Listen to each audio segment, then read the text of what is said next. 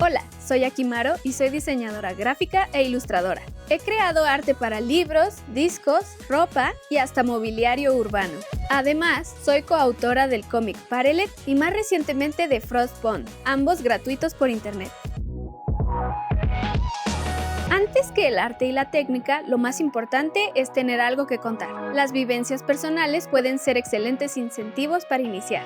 Entre más real sea un diálogo o situación, más probable es que generes la empatía que estás buscando. En mi opinión, el cómic es uno de los formatos más flexibles de storytelling visual. Se necesitan tan solo algunos trazos y líneas para dar a entender ideas y sentimientos complejos. Como creador de historias, tienes el poder de controlar los eventos y acomodar su secuencia para lograr este impacto. Hacer una viñeta puede ser un trabajo muy laborioso, y por ello es importante que disfrutes y te involucres de manera íntima en el proceso. En este curso de doméstica aprenderás a crear cómics desde cero. Como proyecto final, crearás una secuencia de viñetas donde relates un momento de tu día o una experiencia personal. Empezaremos esta aventura con la definición de lo que queremos contar, por qué es importante y cómo lo comunicaremos al mundo a través de una secuencia narrativa.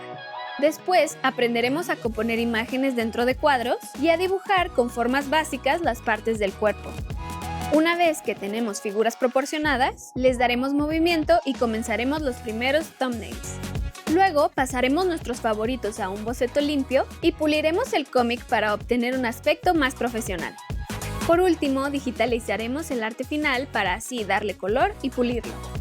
Me interesa que te mantengas creativo. Por ello, también te compartiré técnicas para lograrlo y te daré algunas recomendaciones para compartir tu trabajo con diferentes lectores.